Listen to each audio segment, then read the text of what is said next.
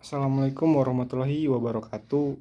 Perkenalkan, saya Sandi Mardiansah dengan NPM 22160511160. Nah, di sini saya membuat video untuk memenuhi nilai UTS Ekonomi Bisnis. Dalam video ini saya akan memaparkan materi-materi yang telah dijelaskan selama 8 pertemuan. Baik, yang pertama yaitu ilmu ekonomi makro. Merupakan bagian dari ilmu ekonomi yang khusus mempelajari mekanisme bekerjanya perekonomian secara keseluruhan. Makroekonomi dapat digunakan untuk menganalisis target-target kebijaksanaan seperti pertumbuhan ekonomi, inflasi, tenaga kerja, dan keseimbangan neraca pembayaran yang berkesinambungan. Tujuan dari ekonomi makro ini sendiri yaitu yang pertama, dari kebijakan itu untuk menciptakan pertumbuhan ekonomi yang tinggi. Hal tersebut akan meningkatkan pendapatan nasional secara otomatis, sehingga kegiatan perekonomian pun akan meningkat dalam jangka yang panjang. Seterusnya pada materi yang kedua itu tentang kebijakan moneter, merupakan satu bagian dari kebijakan makroekonomi itu sendiri, yaitu dalam mendukung sasaran ekonomi makro, yaitu pertumbuhan ekonomi yang tinggi, pemerataan pembangunan, perluasan kesempatan kerja, pemerataan distribusi pendapatan, kestabilan harga, dan keseimbangan neraca pembayaran. Bank sentral mempunyai otoritas atau kewenangan moneter yang mengatur peredaran uang di masyarakat dan mengalokasikan uang yang beredar serta mempengaruhi tingkat suku bunga.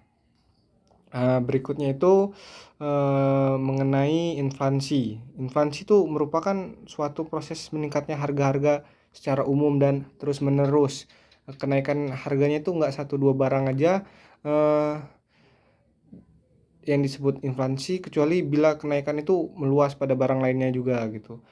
Dampak dari inflasi itu sendiri dapat menyebabkan berbagai masalah seperti nilai mata uang,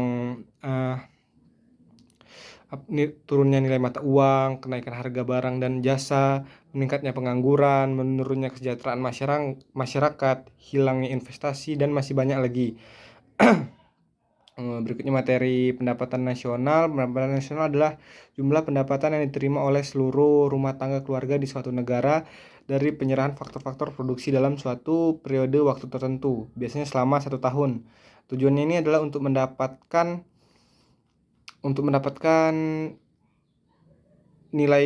menilai tingkat pertumbuhan ekonomi suatu negara, mengetahui nilai barang dan jasa yang dihasilkan rakyat dalam kurun waktu 1 tahun, dan membuat konsep program pembangunan yang berjangka panjang. Dengan pendapatan nasional akan terlihat tingkat kemakmuran suatu negara. Semakin tinggi pendapatan nasional suatu negara, maka dapat dikatakan semakin tinggi juga tingkat kesejahteraan rakyatnya.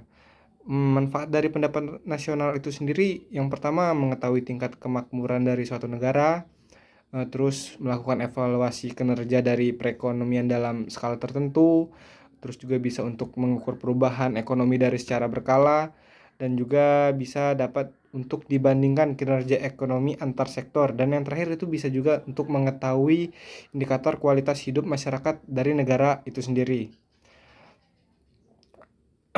Berikutnya materi tentang permasalahan ekonomi di sektor perdagangan itu. Dan kalau kita melihat situasi produksi dalam negeri, khususnya bidang pangan saat ini, mestinya memang Kemendak menjadi stimulus magnet bagi pertumbuhan pangan di dalam negeri. Karena berbicara persoalan pangan, sebagian besar pasca produksi pangan tidak lepas dari ekstensi dan tugas pokok serta fungsi di Kementerian Perdagangan. Pengembangan sektor perdagangan mengalami berbagai kendala. Kendala yang dihadapi diantaranya disebabkan karena adanya pandemik pada tahun kemarin. Sektor perdagangan dalam negeri mengalami kendala menurunnya omset selama pandemi corona, mengakibatkan melemahnya modal usaha pelaku usaha.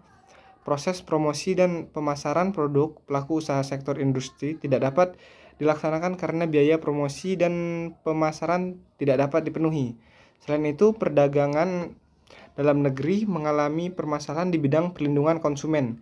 Tingkat pemberdayaan konsumen masih rendah dalam memperjuangkan dan memperoleh hak-haknya, dan tingkat kepatuhan pelaku usaha UMKM terkait keamanan produksi masih rendah. Selain perdagangan dalam negeri, sektor perdagangan didukung sektor perdagangan luar negeri.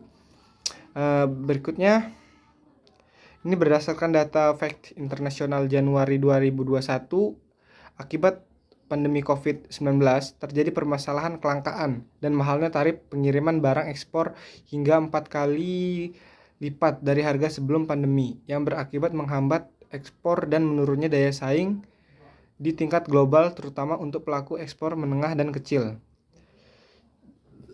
Pada minggu ke berapa itu disebutkan juga mengenai diskusi mengenai dampak dari kenaikan BBM. Dari sisi ekonomi, kenaikan harga BBM jelas akan mendorong kenaikan biaya produksi, mendorong inflasi, yang pada gilirannya akan berpengaruh negatif terhadap pertumbuhan ekonomi itu sendiri, penurunan upah, dan konsumsi rumah tangga. Berikutnya mengenai resesi. Resesi adalah di mana kondisi ekonomi negara sedang memburuk.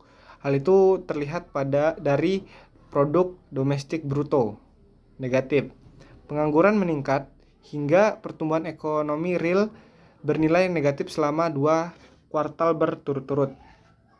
Saat terjadi resesi itu, roda ekonomi akan melambat alias lemah atau lesu. Dampaknya paling dirasakan oleh sektor finansial, mulai dari bisnis yang tidak berkembang, pemotongan gaji, hingga angka pengangguran yang makin bertambah. Cara menghadapi resesi itu bisa saja yang pertama itu mempersiapkan diri jika suatu waktu yang para pekerja bisa terkena PHK. Kemudian yang kedua, mulai mempelajari keahlian baru. Yang ketiga, jangan panik terhadap investasi. Cari alternatif penghasilan tambahan di luar gaji pokok. Dan yang terpenting itu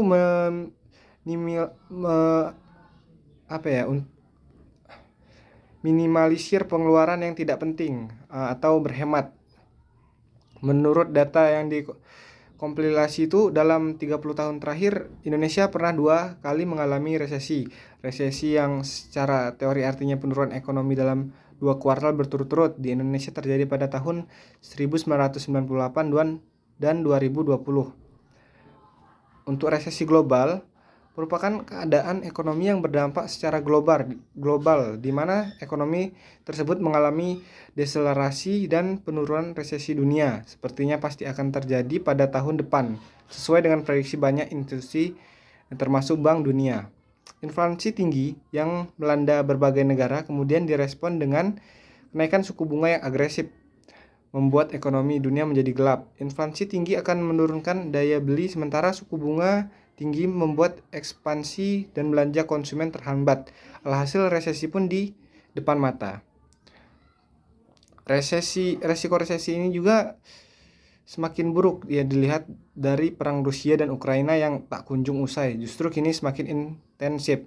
Perang kedua negara tersebut menjadi salah satu pemicu meroketnya harga minyak mentah, gas alam hingga batu bara.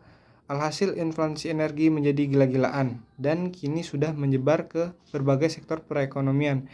Inflasi yang bakal bisa menjadi mendarah daging tentunya akan memerlukan waktu yang lama untuk kembali turun. Bank Sentral Amerika Serikat atau yang sering kita sebut The Fed sudah menaikkan suku bunga hingga 300 basis poin di tahun ini menjadi 3% sampai 3,25%. Meski demikian, inflasi di Amerika Serikat masih tinggi di atas 8%. Dampak resesi Amerika ini bisa terhadap Indonesia. Devisa ekspor terganggu akibat melemahnya daya beli di Amerika Serikat sebagai mitra dagang yang berkontribusi 13% dari total ekspor non-migas.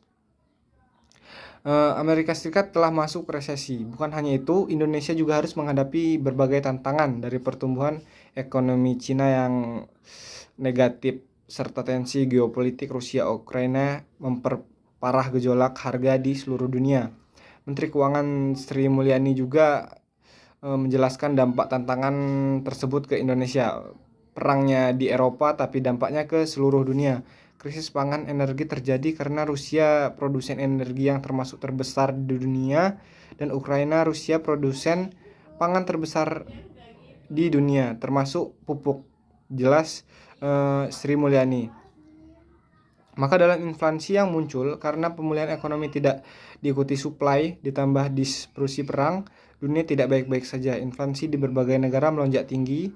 Ekonomi Indonesia juga terdampak karena inflasi tinggi yang terjadi di Amerika Serikat, Eropa, dan Inggris saat ini. Hal tersebut membuat bank sentral negara-negara itu mengetatkan likuiditas dan meningkatkan suku bunga. Hubungannya dengan kita, kalau kenaikan suku bunga dan likuiditas cukup kencang, maka pelemahan ekonomi global terjadi. Nah, pelemahan ekonomi global mulai terlihat di Amerika Serikat dan Cina yang menjadi mitra dagang Indonesia. Secara definisi, Amerika Serikat sudah masuk ke dalam resesi dengan mencatatkan pertumbuhan negatif 2 kali berturut-turut selama 2 kuartal di tahun yang sama. Produk domestik bruto Amerika Serikat pada kuartal 2 2022 kontraksi atau negatif 0,9% secara tahunan. Pada kuartal 1 2020 pertumbuhan pun tercatat negatif sebesar 1,6%.